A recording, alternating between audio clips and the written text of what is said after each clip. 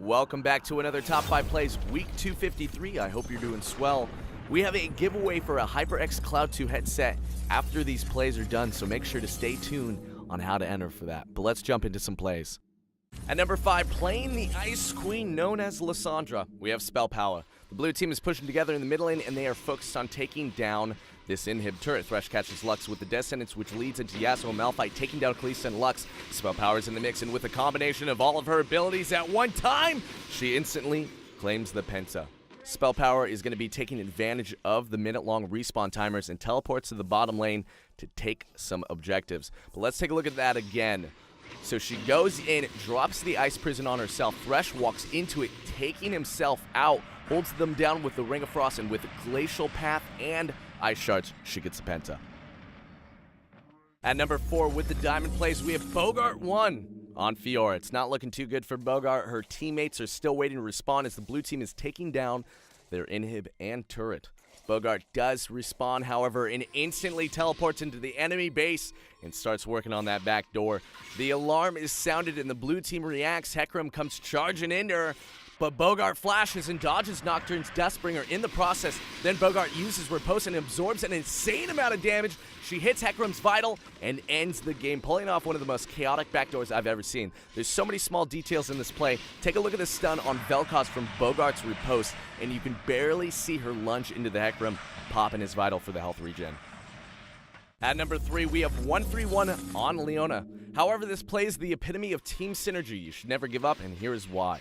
The blue team is behind 10k gold, 32 minutes in the game, and if that wasn't bad enough, the red team have Baron and are about to take down the inhibitor. 131 sees her opportunity to shine as she throws out the Solar Flare, sending 3 champions. Jinx shoots her rocket, Lee Sin kicks Caitlyn into the Riven. Lamb's Respite is used by Kindred to keep her team alive, but Lissandra and Xin Zhao hit all members of the enemy team with their ultimates while not losing a single member themselves, winning the game as a team. At number 2, rocking his Air Jordans and playing Rengar, we got Burnt Hot Pockets. We're immediately thrown in. Fizz misses Chum and chases after Pockets. He lands the bull and pops the Ghost Blade. Sejuani joins the fight. He opens with Roar, jumps onto the Sejuani, jumps back over to the Fizz, and then jumps over to the enemy ward, jumping back onto the Fizz, who uses Trickster and fails the flash. He takes him out, but he needs to get away from the Arctic Pig. Leaps on top of her, then jumps over to a minion. Echo is here to help, but when you think he's in the clear, a Monkey King approaches. Wukong has vision of Pockets in the bush, and he knows this. Wukong uses Nimbus Strike into a Cyclone, but Pockets leaps out of danger. Once again, Amumu arrives to the Clown Fiesta. Pockets activates the hunt and leaps back in for the final time to get his rightfully deserved kill. If Ryan Choi and Avail had a baby, this would be the product.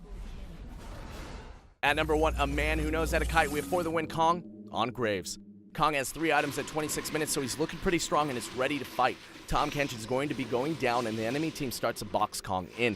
He flashes away and drops the smoke screen. They blindly chase after him, and he throws out the end of the line into the collateral, taking down Vayne.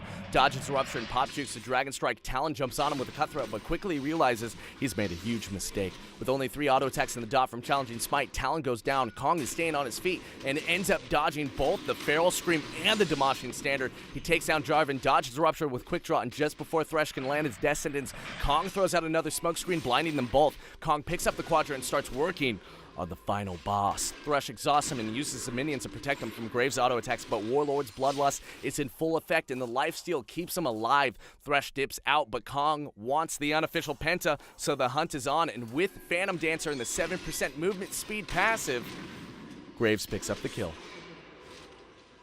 And for a bonus clip, we have a insanely special play sent in by Delagrand. And if you haven't seen this on Reddit, well then you're in for a doozy. Enjoy.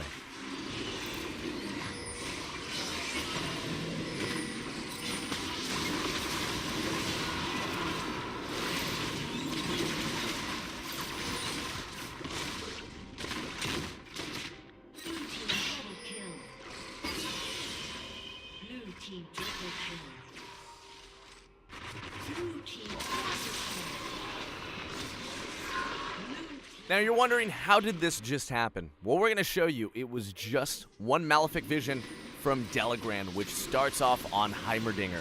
Heimerdinger is going to be going down, spreading it over to his turret, which then spreads it to the Misfortune. Udyr is going to be going down to the Baron. Then it spreads over to another Heimerdinger turret, which goes over to Leona, which then goes over to Baron. And then, last but not least, takes down Orianna. By the way, guys, do not forget to enter in our raffle for a free HyperX Cloud 2 gaming headset. To enter, go into the description box underneath this video. It's 100% free. Might as well win something for free. They're awesome and one of the best bang for your buck headsets in my opinion. If you want to purchase one for yourself, we have a link in the description box as well. That's going to do it for us this week, guys and gals. If you enjoyed the video, please leave a like. It helps combat all the videos with clickbait titles. Have a good week.